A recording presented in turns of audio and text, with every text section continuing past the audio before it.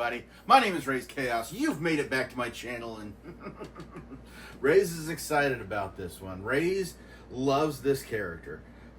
Raze, this is easily one of the most underrated characters out there right now. And you gotta believe that he was overjoyed when he saw that the new Superman movie was going to feature Mr. Terrific in it. And Mr. Terrific is a character that Raze has followed since his from the very beginning, I guess you'd say. He is there's a joke that he is the third smartest man in the world on the regular. As the third smartest person in the world, I hope you'd be more helpful. Conjecture without data is guessing. And as for those world's smartest lists, they're never accurate. Before we get into all that, this character first appeared in 1997. This character first appeared in a comic based on the Spectre. It was the Spectre comic. It was its monthly series, and that book was being written by John Ostrander, who is basically the guy you always hear Raze bring up when he starts talking about the Suicide Squad. So you got to know Raze really enjoyed that series, and really got into this character of Mr. Terrific. Just due to the fact of, well, Raze likes older characters, and it was really quite exciting reading this, because even reading it, I had no idea, or Raze had no idea that it was going to go down the path it was, because the Spectre is the embodiment of God's wrath and God's vengeance, and his primary purpose is to avenge murderers. And basically he finds Michael Holt here standing on a bridge, and he's getting ready to take his own life.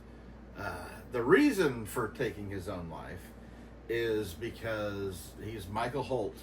He is a very, very intelligent, successful man. He has worked. He has created, technological advancements. He has worked on top secret artifacts for the government. Whoever, I don't even know who he was. I don't remember who he was working for. But he was a very, very intelligent man, and he had just gotten word, or he had earlier that morning, his wife had died in a car accident, and he felt for every accomplishment he's ever made. He is the type of person that he has always achieved every goal he's ever gone after. He is that smart.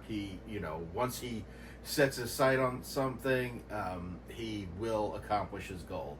And it's one of those things where not only does he accomplish those goals, but he makes breakthroughs rather easily, almost superhumanly. But Mr. Terrific does not have powers. I'm just gonna lay that out there right now.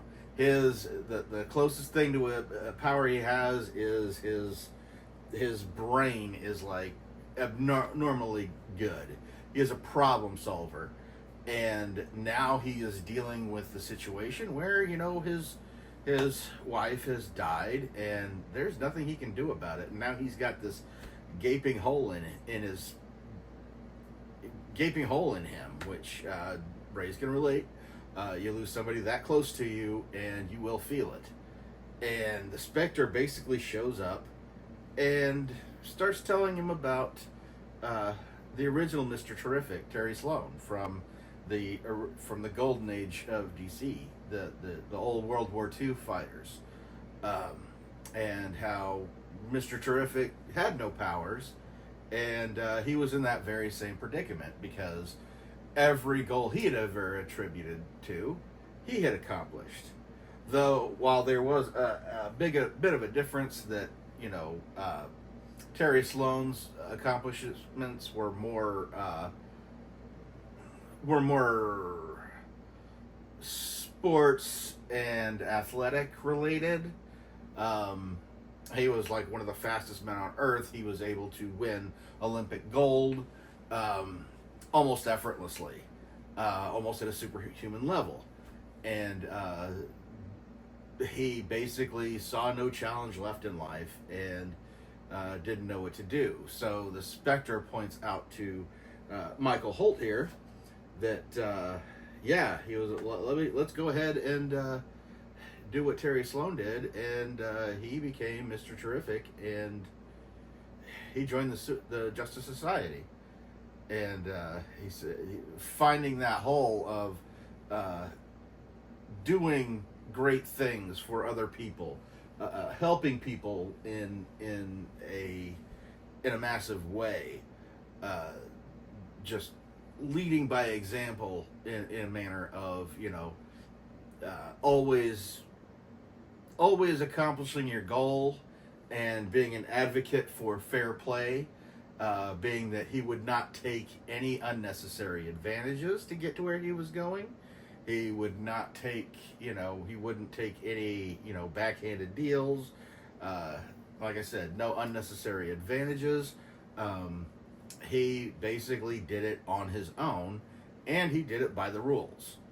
And, the Spectre pointed out to him that although, you've got your speedsters, you've got Superman, all these people being iconic and everything, Superman comes in, saves the day, and leaves. Mr. Terrific stays behind because he can't fly off. He doesn't have powers. And he stays as the example of, while Superman has all these powers, I'm just a guy. And I am an attainable goal. You could be as good as me if you applied yourself, if you really tried. The big argument is a lot of people would actually put that on Batman, but the fact is all the training that Batman has gotten and all the studying Batman has done is not possible. Batman is at an expert level on so many different things that most people dedicate their entire life to becoming a master of. And Batman apparently is able to do this with just about anything. So that is what, in Raze's head, that's what puts Batman as a superhero, because his path is not attainable. You cannot reach his level because, even with his obsession, you can't reach the academic levels. You can't become an expert in all the things that Batman's an expert in. And you can't, you can't juggle the physical and the mental up on those levels when, normal people will dive into one or the other. And in this case, Michael Holt is able to, that he's actually got a very high IQ. I'm going to go ahead and put this guy away because he's just here and there's no need for him. I got this one. While Mr. Terrific's accomplishments are achievable as far as, intelligence on top of this, he is a born genius. It is implied while he tends to claim to be the third smartest man in the world, the other two being Batman and Lex Luthor, they recently did in a recent series, they'd actually established that Michael Holt is actually the smartest man. He is the smartest man in the world. but he's a little humble about it. And why would you really get into that? So yeah, they established that as far as martial arts go, he is a black belt in 6 different martial arts.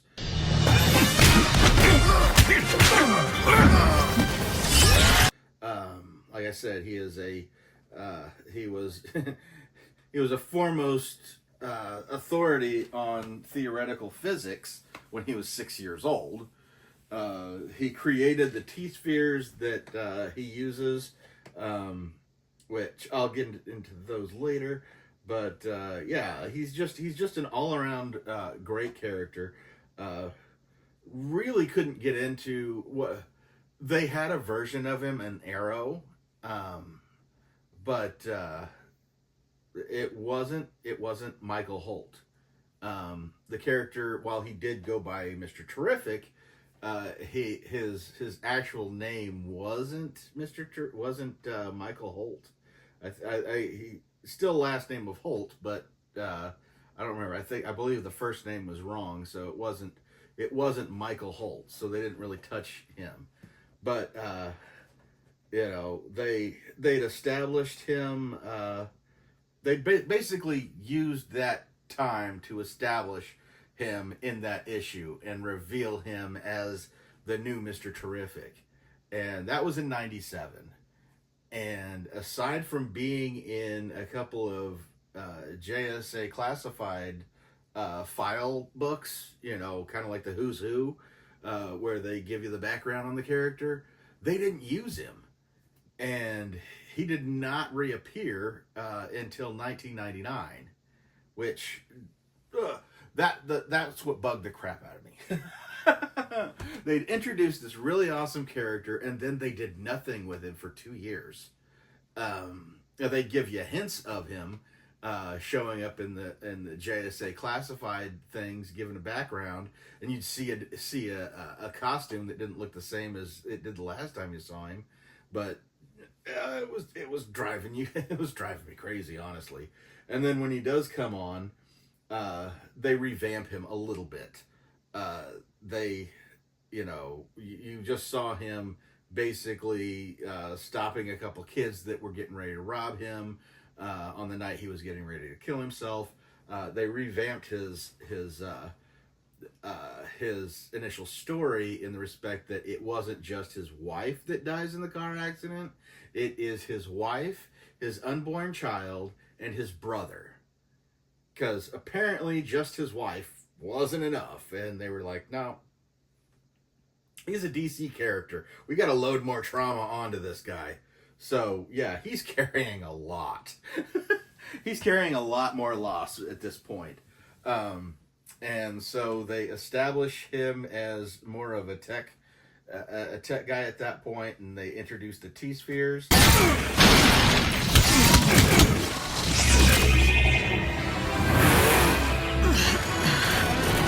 You know what? I'm gonna go ahead and take this guy out, because it's easier to talk about what he can do while I'm actually holding him and looking at him.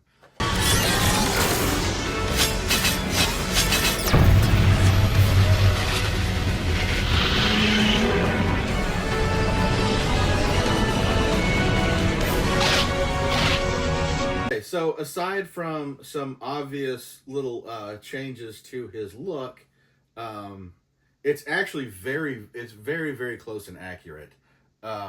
They have changed the look a little bit, but it's primarily, almost inconsequential, really. I believe that the back of his jacket, it's got the fair play down the sleeves, which is absolutely perfect. Because that's one of the things that they have him in the comics. He's got that jacket because he is his fair play is his thing. It is slightly different. I think that any casual Mr. Terrific fan would not have much of a complaint about this at all. Honestly, Raze doesn't even have a problem with it at all. while he would grab a more comic accurate, he wouldn't be in a hurry to get it. He would go for it, but like, yeah, that wouldn't be a priority because this one just is so perfect. You get the jacket, you got the T on the belt buckle, which is a later addition, while it is in the comics. But other than that, there's nothing really to complain about as far as the portrayal of Mr. Terrific in the movie, in this pop. Yeah, there's. I mean, it's worlds different than what they had in Arrow, and I don't really like talking about that one that much at all. But we'll get into the T-spheres, which is something that he uses. He created these. They are AI spheres that essentially have multi-purposes. They will float around him. He can mentally control them. It's all, all his complete and utter invention. And I don't remember if they've established this in the comics or not, but Raze does have a theory that aside from the fact that these things can lift, he can have them, fly at people and knock them out. They can scan things. They can be like scouts for him. They can do quite a bit, and they're really impressive. But Raze's belief is that they are actually self-replicating as well. He believes that the AI in them have started creating them because he has a lot of them. It's just a random, depending on what you're watching, he could have like one or two floating around him, usually about 3 around him, and then other times he'll have like 5 or 6, and then they'll get destroyed in the battle and everything. And something this complex would take a while to make, I would imagine. So I would think that these things actually build each other. I believe he built the first one, and then he built a couple, and then basically was able to impart the ability into the spheres that they can create more on their own, which would not surprise me because that would be the kind of efficiency that Mr. Terrific would go for. The other thing I want to point out is his mask. While they don't really focus on it too much in the movie, his mask is actually designed. It's actually a lot more high tech than it appears, but it actually is a buffer. It actually masks him from surveillance. He will not show up on scanners. He will not show up on radars. He will not show up on security cameras. And that's all due to the technology in his mask. And I always loved when they first pointed that out. That it was I don't remember exactly what might have been Final Crisis. I'm not sure. Not Final Crisis. Whichever one where they had the Brother Eye satellite there was an AI that came to life, and it was basically, had its little OMAC agents, OMAC robots that were all over the place and essentially destroying anything and everything it could in order to get to Brother Eye, which was the control base, which was created by Bruce Wayne. There's a couple times Batman's gone a little too far. And this is one of them. But one of the big ways that they disabled that was Batman and Mr. Terrific went up to Brother Eye and infiltrated it. And that's when when he first tells Batman, yes, I'm basically invisible to technology. And Batman looks at him at first and he's just like, does that ever come in handy? And he points out that Brother Eye can't see him. It's an artificial intelligence, so it's really coming in handy right now. I hope that they bring out more of this character. He is prime. He is really, I mean, you've got everything you need to make an excellent character. Progress. Only I can properly deploy what remains of our resources. Oh, please. Mr. Terrific can fill in. He's smart enough to do monitor duty and the Sunday Times crossword at the same time. Go ahead, Jean. I'm already finished with the crossword. And then they dropped him into the Superman movie, which I couldn't tell you how excited I am. They have pushed him in some animated features. I wish they'd be a little bit more consistent with those, because I think that would actually hurt him this early in the game. Even though he has been out since '97, he's been sparingly used. When they use him in big ways. Like I said, he joined the Justice Society in 1999 when they brought him back from whatever hiatus he was taking after he was created. He basically walks on to the Justice Society. You know the last time I spent this long on something with no results? Never. It's never happened before. Frustrated, Mr. Terrific? Are you kidding? I'm in heaven. I love a challenge, and I finally have a real puzzle here. One I can attack with logic and scientific method. He is basically voted to be the... he's requested to be the chairperson. He is basically elevated to the leader within no time. And part of that is that the way his mind works, he doesn't think like most people do. Whenever you see a tragedy, it affects you. You know, you see the tragedy in front of you and you're absorbing the emotion and everything. You see a car accident happen and you're just in shock over the impact and everything. Mr. Terrific sees it as a problem. And like I said earlier in the video, he is a problem solver. So while he's looking at this, he is analyzing everything around him at the time and coming up with the easiest solution to that problem. So while it may seem like he's heartless, he's actually able to see he's able to see the solution so fast that the gravity of a situation does not impact him the way it does everybody else. Like, he's immediately trying to fix the problem in his head and usually able to come up with it really quick.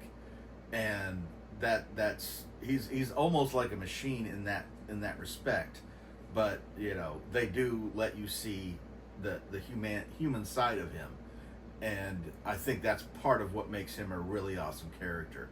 And they brought him back at one point, and they put him in a group called the Terrifics, which was Metamorpho, Phantom Girl, Plastic Man, and Mr. Terrific. And that was basically DC doing a version of doing their version of the Fantastic Four. Which a lot of times when they do that, they are mocking them.